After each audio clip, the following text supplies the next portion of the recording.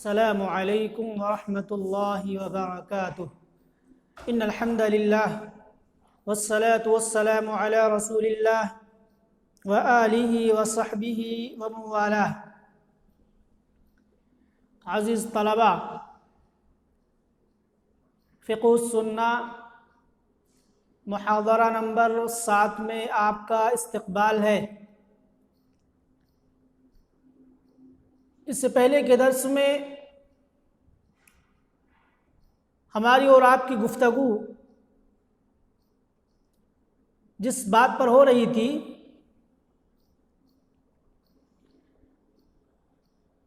وہ کیا تھا؟ شروط المعقود علیہ، معقود علیہ کی پہلی شرط طہارت العین پر ہم تفصیلی گفتگو کر رہے تھے، اور یہ بات آپ کے سامنے آئی تھی کہ معقود علیہ کی پہلی شرط یہ ہے کہ مال سامان پاک ہو، طاہر ہو، اور اس کی دلیل حضرت جابر بن عبداللہ رضی اللہ تعالی عنہ کی حدیث ہے۔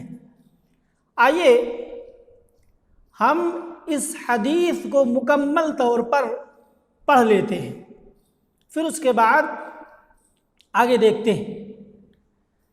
عن جابر بن عبداللہ انہ سمع رسول اللہ صلی اللہ علیہ وسلم یقول عام الفتح بمکہ۔ آپ کی کتاب میں جو حدیث موجود ہے اس میں عام الفتح بمکہ کا لفظ نہیں ہے، لیکن بعض روایتوں میں یہ الفاظ بھی ہیں۔ عن جابر بن عبداللہ انہ سمع رسول اللہ صلی اللہ علیہ وسلم عام الفتح بمکہ ان اللہ ورسولہ حرم بیع الخمر والمیتۃ والخنزیر والاسنام فقیل یا رسول اللہ ارأیت شحوم المیتۃ فإنها یطلی بها السفن ویدہن بها الجلود ویستصبح بها الناس فقال لا هو حرام ثم قال رسول الله صلی اللہ علیہ وسلم عند ذلك قاتل اللہ اليہود ان اللہ لما حرم شحومها جملوه ثم باعوه فاکلوا ثمنه رواہ البخاری۔ یہ پوری حدیث ہے۔ اب آئیے دیکھتے ہیں اللہ کے رسول صلی اللہ علیہ وسلم نے کیا فرمایا۔ ان اللہ حرم بیع الخمر والمیتۃ والخنزیر والاسنام، بے شک اللہ تعالیٰ نے حرام ٹھہرایا شراب، مردار، خنزیر اور بتوں کی بیع کو۔ تو اللہ کے رسول صلی اللہ علیہ وسلم سے کہا گیا، اے اللہ کے رسول، مردار کی چربیوں کے تعلق سے آپ کا کیا خیال ہے؟ اس لیے کہ انہیں کشتیوں پر ملا جاتا ہے اور انہیں چمڑوں پر بھی ملا جاتا ہے، اور لوگ ان کے ذریعے سے چراغ جلاتے ہیں۔ تو اللہ کے رسول نے کیا فرمایا؟ لا ہوا حرام، نہیں وہ حرام ہے۔ تو بات آئی تھی کہ ہوا ضمیر کدھر لوٹ رہی ہے، کس طرف لوٹ رہی ہے؟ تو بتلایا کہ ضمیر بیع کی طرف لوٹ رہی ہے، اور دلیل اس کی کیا ہے؟ دلیل یہ ہے کہ اللہ کے رسول صلی اللہ علیہ وسلم نے اس حدیث میں یہودی کو جو خبر دی وہ بیع کے تعلق سے تھی، تو اس بنیاد پر مردار کی چربی سے فائدہ اٹھانا جائز ہے بغیر بیع کے، لہذا انہیں چمڑوں پر ملا بھی جا سکتا ہے اور بطور چراغ جلایا بھی جا سکتا ہے، اور ان کے علاوہ دوسرے کام کیے جا سکتے ہیں جن کو عقل نہ کہا جائے، یعنی کھانا جنہیں نہ کہا جائے، یعنی کہ انسان کے بدن میں جو داخل نہ ہو۔ اب آگے یہاں سے ہم آج کے درس میں دیکھیں گے، کہا قال ابن القیم فی اعلام الموقعین فی قوله صلی اللہ علیہ وسلم حرام قولان۔ امام ابن القیم رحمہ اللہ نے اپنی مایہ ناز کتاب اعلام الموقعین میں نبی صلی اللہ علیہ وسلم کے فرمان حرام کے تعلق سے دو باتیں کہی ہیں۔ گویا امام ابن القیم رحمہ اللہ کے اس سلسلے میں دو اقوال ہیں۔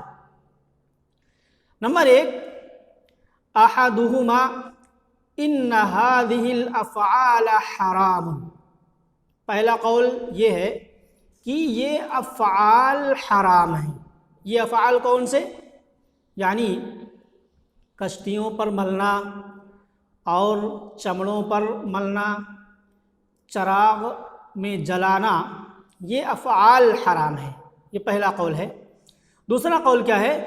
ان البیع حرام، بیع حرام ہے، یہ دوسرا قول ہے۔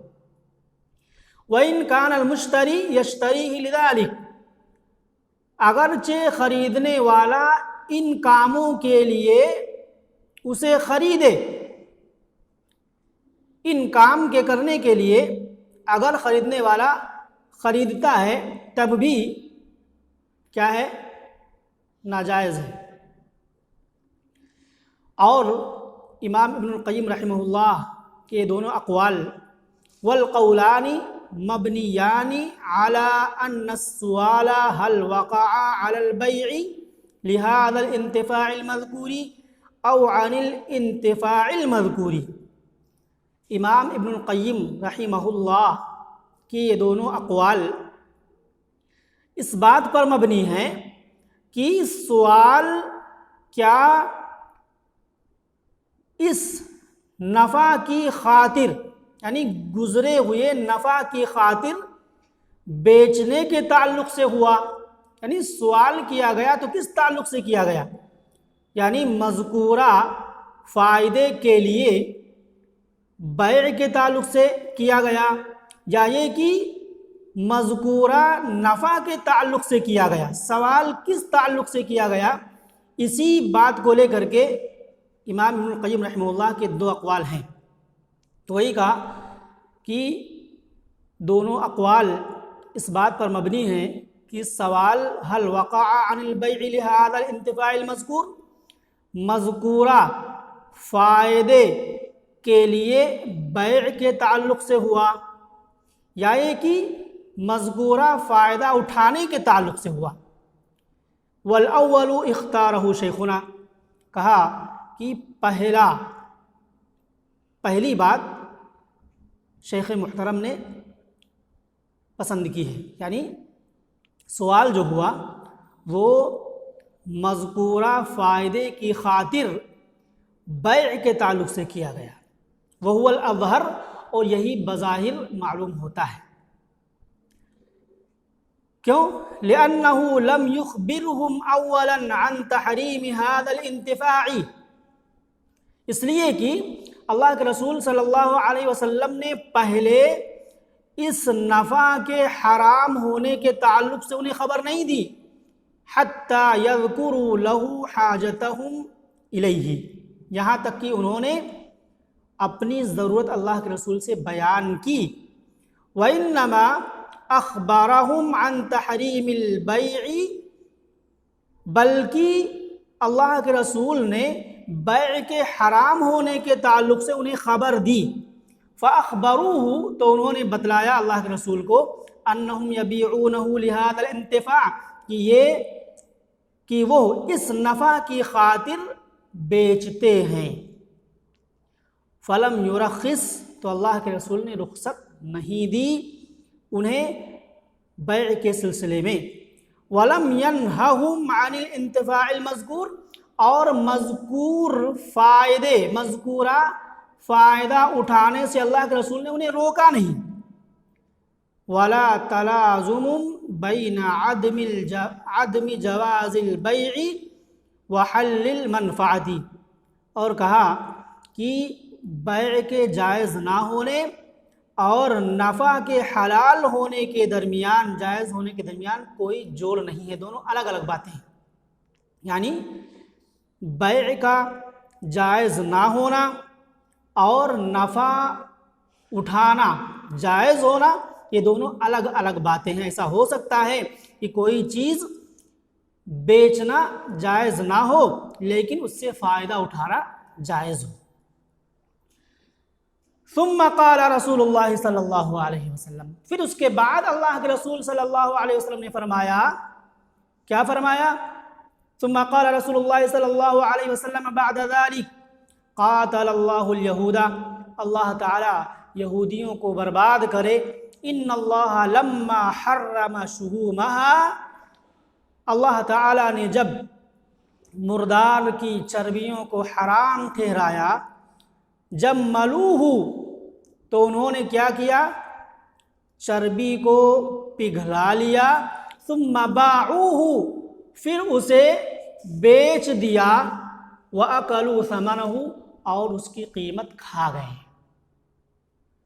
پھر اس کے بعد اللہ کے رسول نے یہ فرمایا، تو کہا وَالْعِلَّةُ فِي تَحْرِيمِ بَيْعِ الثَّلَاثِ الْأُولَى، پہلی تین چیزوں کی بیع کی حرمت کی علت کیا ہے؟ نجاست ہے۔ ہی النجاست عند جمہور العلماء، جمہور علماء کے نزدیک کیا ہے؟ نجاست ہے، نجس ہونا ہے۔ تو پہلی تین چیزیں کون سی ہیں؟ ان اللہ حرم بیع الخمر والمیتۃ والخنزیر، تو شراب، مردار اور خنزیر، یہ پہلی تین چیزیں ہیں۔ تو کہا کہ پہلی تین چیزوں کی بیع کی حرمت کی علت کیا ہے؟ نجاست ہے، نجس ہونا ہے جمہور علماء کے نزدیک۔ لیکن حاشیے میں لکھا ہے کہ یراجع التحقیق فی نجاست الخمر فی المجلد الاول من فقہ السنہ، کہا کہ فقہ السنہ کی پہلی جلد میں شراب کے نجس ہونے کے سلسلے میں تحقیق کی طرف رجوع کیا جا سکتا ہے، وہاں پر تحقیقی بحث کی ہے، اور ظاہر یہ ہے ان تحریم بیعہا، کہ شراب کی حرمت اس وجہ سے ہے، اس لیے کہ وہ اللہ رب العالمین کا ایک بہت ہی عظیم عطیہ، عقل چھین لیتی ہے۔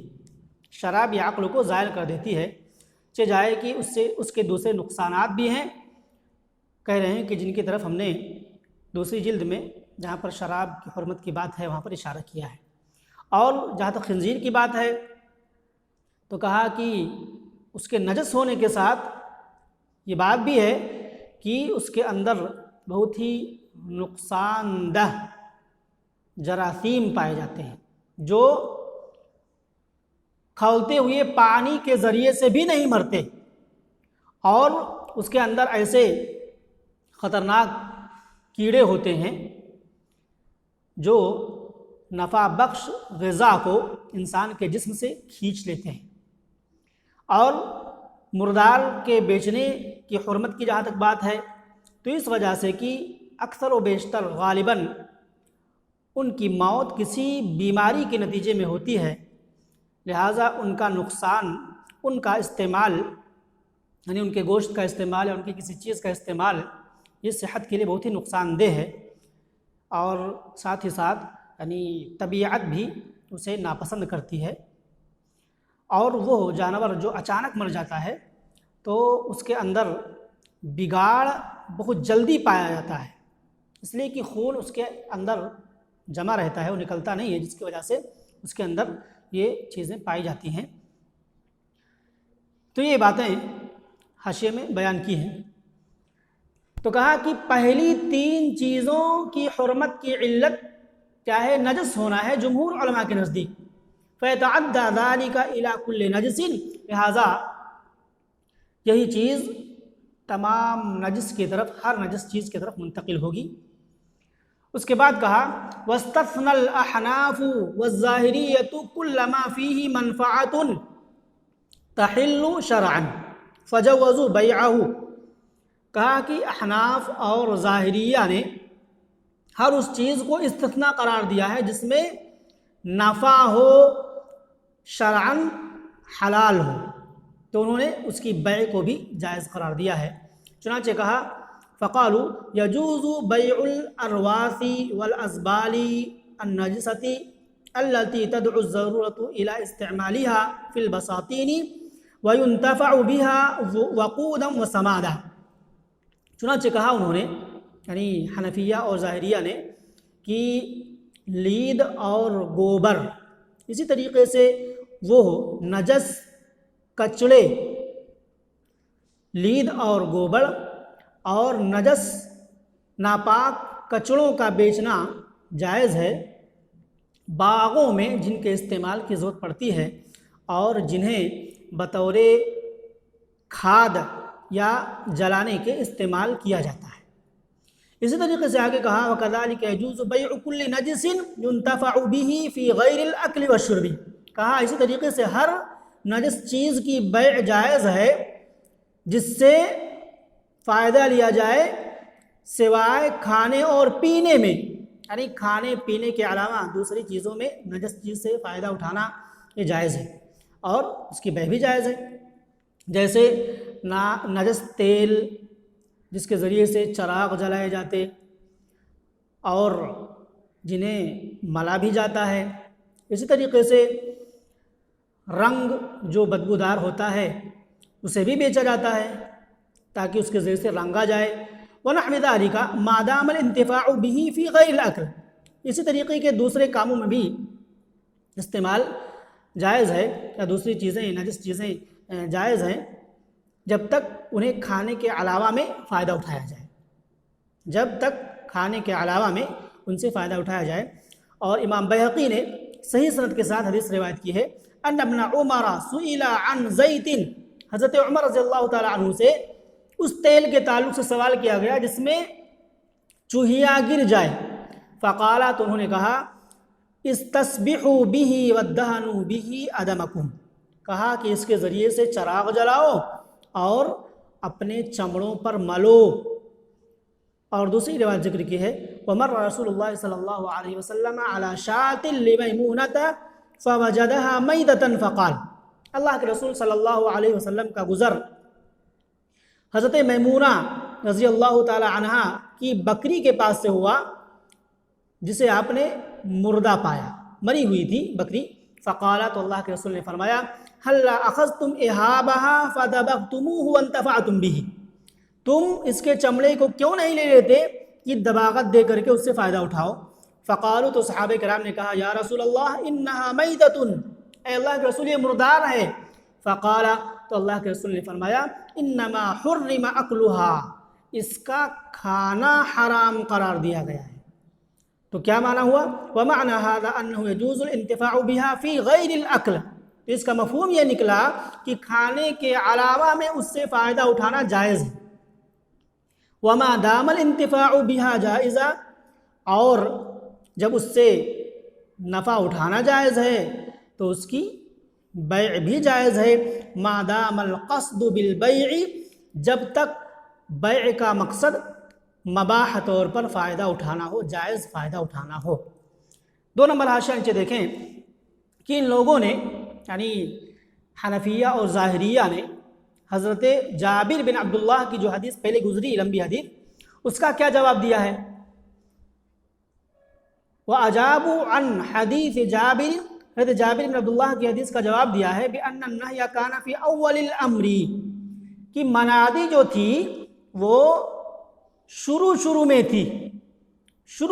تھی یوم ان کانوا قریبی العہدی باستباحۃ اکلھا، یعنی شروع اسلام میں ایسا تھا جب لوگ اس دور کے قریب تھے جس دور میں وہ ان چیزوں کو کھایا کرتے تھے، تو اس دور میں شروعات میں منع کیا گیا تھا، لیکن جب اسلام ان کے دلوں میں مضبوط ہو گیا فلما تمکن الاسلام فی نفوسہم اباح لہم الانتفاع، تو پھر بہا فی غیر الاکل، تو کھانے کے علاوہ ان سے نفع اٹھانا ان کے لیے جائز قرار دے دیا گیا۔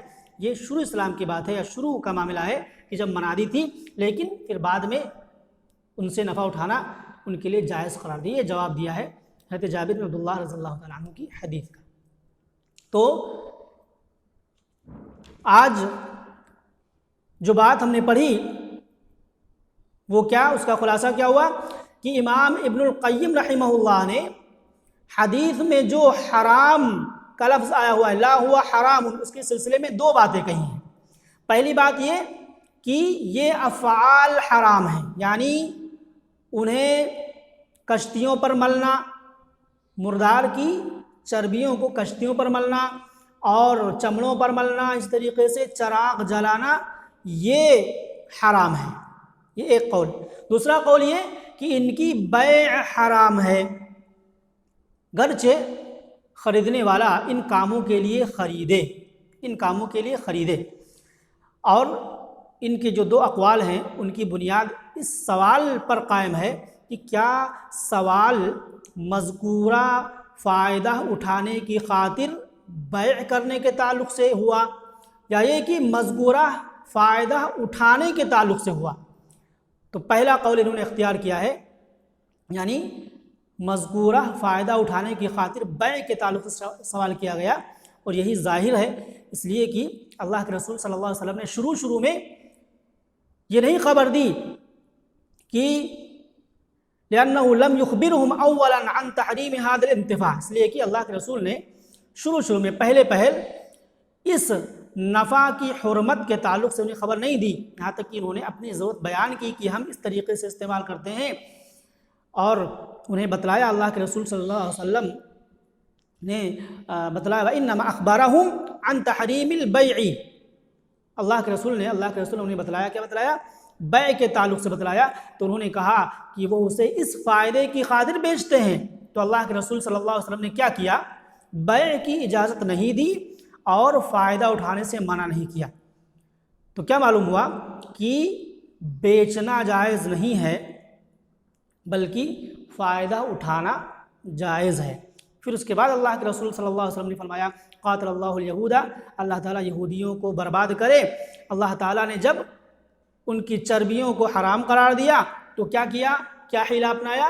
ان کو پگھلا کر کے یعنی پانی کی شکل میں کر لیا، پھر اسے بیچ کر کے اس کی قیمت کھا گئے۔ تو یہ بات آج کے درس میں ہوئی۔ اس کے بعد حنفیہ اور ظاہریہ نے جو استثناء کیا ہے اس کا ذکر کیا گیا۔ معلوم یہ ہوا کہ بیچنا جائز نہیں ہے، البتہ ان سے فائدہ اٹھانا یہ جائز ہے۔ یہ آج کے درس کا خلاصہ ہوا۔ اللہ رب العالمین سے دعا ہے کہ اللہ رب العالمین ہمیں صحیح سمجھ کی توفیق عطا فرمائے۔ ھذا وباللہ التوفیق، والسلام علیکم ورحمۃ اللہ وبرکاتہ۔